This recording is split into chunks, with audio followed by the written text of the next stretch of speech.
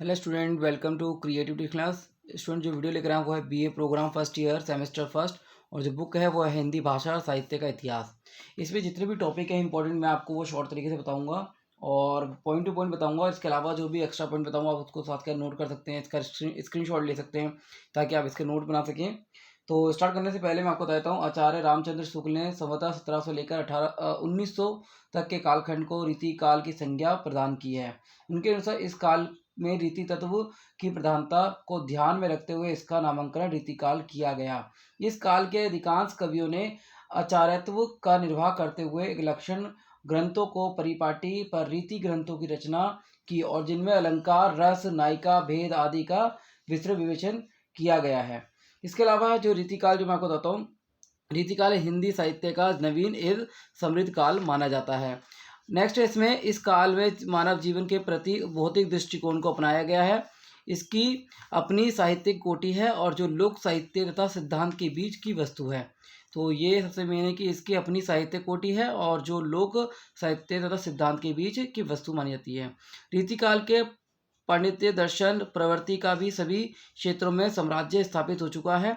रीतिकाल में कवि कर्म और आचार्य कर्म निर्वाह होता रहा है। मतलब कि हमेशा क्या है, रीतिकाल में कवि कर्म और आचार्य कर्म निर्वाह होता रहा है, मतलब चलता रहा है। नेक्स्ट है, इस काल में कविता में भावुकता और कला का अद्भुत समन्वय हुआ है। मतलब कि इस काल में देखा जाए तो जो भी कविताएं हैं उनका भावुकता और कला का अद्भुत समन्वय देखा जा सकता है। हिंदी साहित्य में रीतिकाल संवतः 1700 से 1900 तक माना जाता है, मैंने आपको बताया भी। और आचार्य शुक्ल रीति को काव्य की पूर्ण प्रवस्था मानते हैं। इस काल में दो प्रकार के काव्यों की रचना हुई है। पहला है हेक्यद और अश्लील जैसे काव्यों का रचना की गई है, और उनके अनुसार जो है का 3 प्रकार के कवि हुए हैं, रीतिबद्ध, रीतिसिद्ध और रीतिमुक्त। ये मैं आपको बताता हूँ शॉर्ट तरीके से कि है क्या। सबसे मैंने रीतिबद्ध जो आता है उसमें रीति कर्म को इस वर्ग का कवि अलंकारिक विशिष्ट काव्यांगों पर संक्षिप्त लक्षण उदाहरण देकर अथवा स्वरचित लक्षण और दूसरे कवियों के उदाहरण देकर विषय को मात्र समझाने में अपने कर्म की सफलता समझता रहा है। अब रीतिसिद्ध जो है, रीतिसिद्ध काव्य रचना इन कवियों का उद्देश्य था कि काव्यशास्त्री ज्ञान होते हुए भी कवि लक्षणों के चक्कर में नहीं पड़े हैं। फिर काव्यशास्त्री छाप इनके काव्य ग्रंथों में दृष्टित्व है। बिहारी जो भी हैं मती राम, भूपति आदि की सतुतियाँ हटी जी के श्री राधा सुधारक ग्वाल कवि का वर्णन इसमें किया गया है। तो मैं दोबारा बता देता हूँ कि जो रीति सिद्ध है इसमें आपको लिखना है कि काव्य रचना इन कवियों का उद्देश्य था कि काव्यशास्त्री ज्ञान होते हुए भी ये कवि लक्षणों के चक्कर में नहीं पड़े हैं। ये आपको इतना लिखना है। फिर इसके बाद है रीति मुक्ति। रीतिबद्ध जो आपको मैंने आपको बताया, रीतिबद्ध दोबारा बताया हूँ। इस वर्ग में कवियों ने काव्यांगों को, लक्षणों को और उनके अनुसार सरस उदाहरणों की रचना की है। और चित्ता मणि के कविकुल, कल्प तरु, रस विलास, ललित लाम, भाषण का, शिवराज भूषण देव का भविलास, रस विलास, पद्माकर जैसे वर्णों का इनका काव्यों का वर्णन किया गया है। इसके अलावा है रीति मुक्त। रीति मुक्त जो होता है, रीति मुक्त होता है कि हर चीज़ से एक तरीके से अपने बारे में एक तरीके से मुक्त चीज़ों को बताना कि हर चीज़ से मुक्त बताया गया है। तो रीति काल में रीति मुक्त अथवा स्वच्छंद काव्यधारा प्रमुख रूप से प्रभावित हुई है। इस वर्ग की कविताएं भाव प्रधान थी और इसमें शरीर वासना की गद नहीं और वर्ण हृदय की अतृप्त पुकार है। तो ये इसमें आप लिख सकते हैं। सबसे मैंने कि इसकी जो लैंग्वेज है काफ़ी डिफिकल्ट है, मैं आपको शॉर्ट तरीके बता रहा हूँ ताकि आप इनको एक्सप्लेन कर सकें। अब आते हैं रीतिकाल की प्रमुख परिस्थितियाँ कौन कौन सी थी। तो प्रमुख परिस्थिति जो थी इसमें वो है, पहला रीतिकाल की प्रमुख परिस्थिति जो थी, पहला वो है ऐतिहासिक और तथा राजनीतिक। ऐतिहासिक राजनीतिक, दूसरा सामाजिक परिस्थिति, तीसरा है धार्मिक परिस्थिति और साहित्य परिस्थितियाँ। तो सबसे मेन इसमें मैं आपको बताऊंगा कि जो रीतिकाल की प्रमुख परिस्थितियों में से ऐतिहासिक और तथा राजनीतिक है। इसमें लिखेंगे कि रीतिकाल का प्रारंभिक छोर जहांगीर के शासनकाल को माना चाहिए और अंतिम छोर बहादुर शाह आदित्य के शासनकाल को। और उत्तर भारत में इतिहास की इन 2.5 शताब्दियों में मुगल साम्राज्य की अवनति प्रारंभ हुई और धीरे धीरे इतना बड़ा साम्राज्य मिटता चला गया और अंत में सन 1857 के विद्रोह के साथ इसका अंत हो गया। नेक्स्ट है सामाजिक परिस्थिति में लिख सकते हैं आप कि रीतिकाल समाज दो वर्गों में बटा हुआ है, शासक और शासित वर्ग। मतलब जो शासन कर रहा है और शासित, इसको आप बना बना के लिख सकते हैं कि इसमें शासक जो होता है वो राज करता है और शासित एक तरीके से होता रहता है। इसमें आगे लिख सकते हैं बादशाह से लेकर उनके आश्रित कर्मचारियों तक एक वर्ग समाज का विशेष अधिकार प्राप्त वर्ग था और उसके पास प्रमुख सुख सुविधाएं थी, और दूसरा वर्ग था शासित वर्ग जिसको शोषण के विरुद्ध एक तरह शोषण होता रहता था। नेक्स्ट धार्मिक परिस्थितियों में लिख सकते हैं कि भक्ति काल से सवगुण भक्ति का विशेष प्रचार हुआ और राम लोक रक्षक के रूप में पूजे गए और कृष्णा का लोक रंजक रूप सर्वाधिक प्रिय रहा। ये आगे इसमें लिख सकते हैं। नेक्स्ट साहित्य परिस्थिति में लिख सकते हैं आप कि रीतिकाल के काव्य शास्त्र तथा श्रृंगारपूर्ण काव्य का विपुल सर्जन आत्मिक रूप से नहीं हुआ है। उपयुक्त परिस्थितियां रीतिकाल के काव्य को जन्म देने के कारण रही है। तो ये मैंने आपको बताया। अब इसके अलावा इसका नामांकन आता है, तो इसमें लिख सकते हैं कि हिंदी साहित्य के इतिहास के मध्यकाल का दूसरा चरण रीतिकाल के नाम से अभिहित किया गया है। रीति कहते हैं और प्रणाली को, परिपाटी को, ढंग को, और इस समय कवियों की काव्य रचना के रूप में इसको प्रस्तुत किया गया है। नेक्स्ट है इसमें कि रीतिकाल के नामांकन के संबंध में सबसे प्राचीन अभिमत डॉक्टर ग्रियर्सन का मिलता है। ग्रियर्सन जो थे कि हिंदी साहित्य के इतिहास लेखकों को अधिकारी विद्वान माना जाता है। उन्होंने सन 1889 मतलब 1889 में the modern vernacular literature of Hindustan के नाम से हिंदी साहित्य का इतिहास लिखा। तो ये सबसे मेन आप नामांकन के बेस पे लिख सकते हैं। नेक्स्ट आते हैं आदिकाल। आदिकाल क्या होता है इसके बारे में आपको बताऊंगा। आदिकाल जो है इसमें भी क्वेश्चन आता है आदिकाल के ऊपर। तो आदिकाल की हिंदी में मुख्यतः उन्हीं ध्वनि का प्रयोग मिलता है जो उपयुक्त होती थी। मैं इसके अलावा जो भी क्वेश्चन आते हैं वो भी मैं आपको बताऊंगा लास्ट में कि किस तरीके से क्वेश्चन आ सकते हैं। नेक्स्ट है इसमें आदिकाल की काल विभाजन की समस्या। समाज की स्वच्छीन गति के समान साहित्य की परंपराएं एवं प्रवृत्तियों भी निरंतर गतिशील और प्रभावहीन रही। मतलब इसकी जो क्रियाएं जो हैं निरंतर गतिशील रही हैं प्रवृत्तियां, और प्रभावती मतलब कि प्रभावान मतलब कि एक प्रभावशाली रही है। समाज में जिस प्रवृत्ति की प्रधानता होती है साहित्य में ही वह प्रतिबिंबित होती है। किसी युग में साहित्य में जो प्रवृत्ति प्रधान होती है उसी के आधार पर साहित्य काल विभाजन तथा नामांकन किया जाता है। अब नामांकन जो है उनको किस 4 भाग कालों में विभाजित किया गया है। आदिकाल, पूर्व काल, उत्तर मध्यकाल और आधुनिक काल। इसमें सबसे मेन जो है आदिकाल को वीरगाथा काल भी कहते हैं। यहाँ पर मैंने इसको सन भी लिखा है। पूर्व काल जो है भक्ति काल में देखा जाता है, उत्तर मध्यकालीन को रीतिकाल में, और आधुनिक काल को अब तक के काल के रूप में देखा जाता है। इनके बारे में आपको सबके बारे में बता रहा हूँ धीरे धीरे। तो इसमें आदिकाल से कन्फ्यूज नहीं होना। पूर्व काल, मध्यकाल जो है पूर्व मध्यकाल, इसके बारे में क्वेश्चन आता है तो भक्ति काल का इसका वर्णन करना है। उत्तर मध्यकाल का क्वेश्चन आता है तो इसमें रीतिकाल का वर्णन करना है, और आधुनिक काल में आधुनिक काल का जो मैं भी बता रहा हूँ आपको।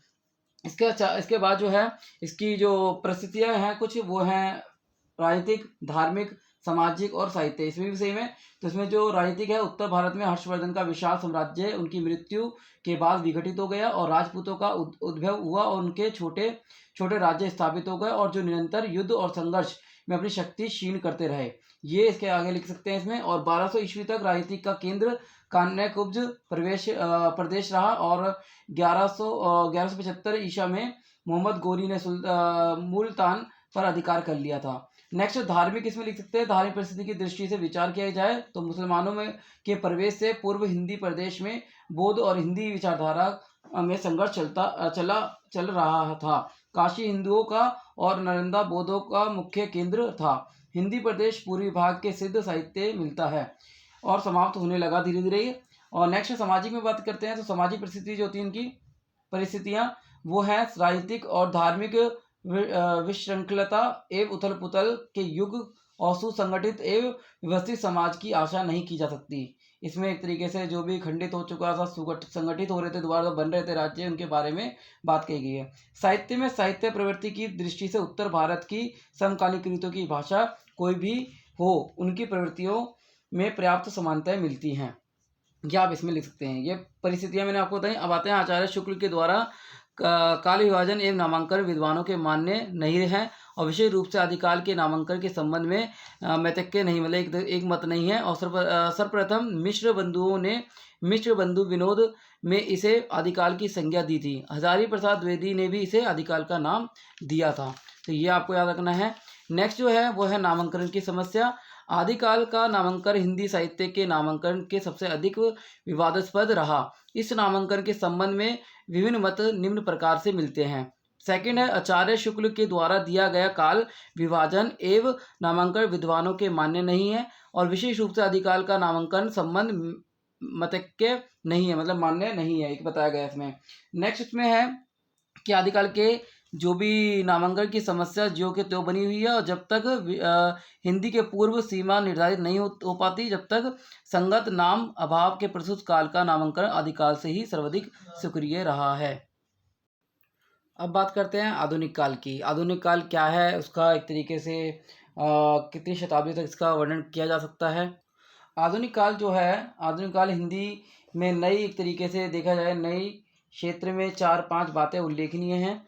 और आधुनिक काल में शिक्षा के व्यवस्थित प्रचार के कारण प्रारंभ में हिंदी प्रदेश में अनेक क्षेत्रीय कचहरियों की भाषा उर्दू होने के कारण क ख ग ज फ जो है मध्यकाल में केवल उच्च वर्ग या फारसी पढ़े लिखे लोगों को तक प्रचलित थी। इसी काल में प्राय 1947 तक सुशिक्षित लोगों में खूब प्रचलित हो गई और हिंदी साहित्य के इतिहास में आधुनिक काल के विकास का संकेत युगीन बदलाव के साथ 19वीं शताब्दी के उत्तरार्ध में ही दिखाई देने लगा है। नेक्स्ट, आधुनिक काल मध्यकाल की भिन्नता नवीन दृष्टिकोण के दो अलग अलग अर्थों में प्रयुक्त होती है। पहला, मध्यकाल के साहित्य एवं कला के अध्ययन से यह स्पष्ट पता चलता है कि यह काल अवरोध, जड़ता और रूढ़िवादिता के कारण स्थिर था। मतलब रूढ़िवादिता मतलब पुराने ख्यालों पे एक तरीके से जड़ता था और मतलब कि रूढ़िवादी मतलब कि पुरानी रीति रिवाजों पर चलता था। अवरोध मतलब रुकावटें पैदा होती थी, जड़ता का नियम जो कहा जाता था उस पर पालन किया जाता था। इस तरीके से आप लिख सकते हैं इसमें। नेक्स्ट, आधुनिक काल के सारे नियम ये बंधन टूटने लगे और यह टूटन जीवन के विभिन्न धाराओं में फूटने लगी, जिसका असर साहित्य पर पड़ने लगा। इसके अलावा आप और भी लिख सकते हैं, बाकी जैसे कि मैंने आपको शॉर्ट तरीके से बताया है। इसके अलावा आप कुछ और लिखना चाहते हैं वो भी लिख सकते हैं। बाकी इसके अलावा जो नेक्स्ट क्वेश्चन है वो है भक्तिकालीन। भक्तिकालीन क्या है, या भक्ति आंदोलन। अब नेक्स्ट क्वेश्चन है वो है भक्तिकालीन। भक्तिकालीन काव्य जो है, तो इसमें लिख सकते हैं आदिकाल के बाद जो है भक्ति साहित्य का उदय हुआ और राजनीतिक और सामाजिक कारणों से भक्ति की प्रवृत्ति बढ़ी, जो भक्ति साहित्य में प्रतिबंधित होती गई। भक्ति काव्य भक्ति आंदोलन के इतिहास का जो अत्यंत गौरवपूर्ण कालखंड है। भक्ति की प्रमुख प्रवृत्तियां जो है निर्गुण भक्ति और सगुण भक्ति। ये आप एक सीरीज में एक्सप्लेन कर सकते हैं कि निर्गुण भक्ति क्या होती है, सगुण भक्ति क्या होती है। इसके अलावा क्वेश्चन एक तरीके से इसमें आ सकता है कि भक्ति काल जो है या भक्ति आंदोलन की परिस्थितियाँ क्या है। पहला तो है धार्मिक परिस्थिति। प्राचीन भारत में वैदिक धर्म का बोलबाला था। इस सद विप्रा वधुआ और वंदती अर्थात भगवान एक ही है, परंतु लोग उसे अनेक नामों से पुकारते हैं के अनुसार लोग एक ही ईश्वर का मन में एकांत स्थान में ध्यान किया करते थे। वह यज्ञ आदि द्वारा वायुमंडल शुद्ध किया करते थे और सदाचारपूर्ण जीवन व्यतीत करते थे। परंतु समय सदा एक सा नहीं रहता। देश में अज्ञान का अंधकार छा गया और निराकार की उपासना लोगों को कठिन अति प्रतीत होने लगी। तो ये आप इसमें लिख सकते हैं। नेक्स्ट इसमें राजनीतिक परिस्थिति के बारे में आता है। तो भारत की राजनीतिक दशा सम्राट हर्षवर्धन के बाद से ही ठीक ना थी और उसके बाद केंद्रीय शासन निर्बल हो गया और भारत के विभिन्न भागों को विभिन्न राजपूतों और विदेशी जातियों का अधिकार हो गया। प्रत्येक राज्य का शासक पड़ोसी राज्य को हड़प कर अपना राज्य क्षेत्र बढ़ाने में एकदम मगन हो रहा था। तो ये एक तरीके से सामाजिक परिस्थिति में लिख सकते हैं। आरंभ में आर्य लोग 4 वर्गों में बटे हुए थे। पठन पाठन यज्ञ याग आदि किया करते थे और उन्हें ब्राह्मण कहते थे। जो युद्धों और राजकीय में सम्मिलित होते थे उन्हें क्षत्रिय, जो व्यापार कृषि गोपालन आदि करते थे। वैश्य, जो लोग छोटे मोटे काम करते थे। शूद्र उन्हें कहा जाता था जो क्रमांतर युद्ध में क्रम बिगड़ गया और ब्राह्मण अनपढ़ हो गए। पुत्र भी ब्राह्मण तथा शूद्र का अध्ययन, बेटी भी शूद्र कहलाने लगी। कहने में 4 वर्ग मतलब आप लिख सकते हैं वैश्य शूद्र, मतलब कि पहले लिखेंगे आप ब्राह्मण और क्षत्रिय वैश्य शूद्र, 4 वर्ग थे। इनके बारे में आपको पता हो तो उनको एक्सप्लेन कर सकते हैं। इसके अलावा आगे निर्गुण शब्द में गुण का अर्थ विशेषण या लक्षण है और भक्ति और साधना का काव्य भक्तिकालीन की काव्य के समय 1375 संवता से लेकर 1700 संवता माना जाता है। भक्तिकालीन काव्य धाराओं में सूरदास, कबीरदास, तुलसीदास, मलिक मोहम्मद जैसी, नददास और परमानंदास और पलटूदास, कुतुबन और मुल्ला दाऊद जैसे भक्त और साधक कवियों का काव्य मिलता है। तो इसमें सबसे मेन जो क्वेश्चन आ सकता है वो सूरदास पे, तुलसीदास पे, इनके ऊपर कितने क्वेश्चन आ सकता है। नेक्स्ट है आपको बताता हूँ गुरु गोविंद। गुरु गोविंद सिंह का जन्म 1723 में हुआ और देहांत जो है संवतः 1765 यानी 1708 ईस्वी में हुआ था।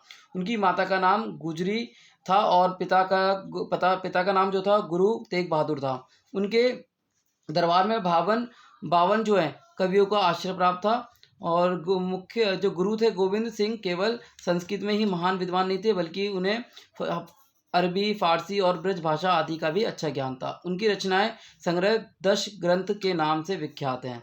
नेक्स्ट है केशवानंद जो है केशवदास जो है हिंदी साहित्य में महाकवि केशवदास एक विशेष स्थान है।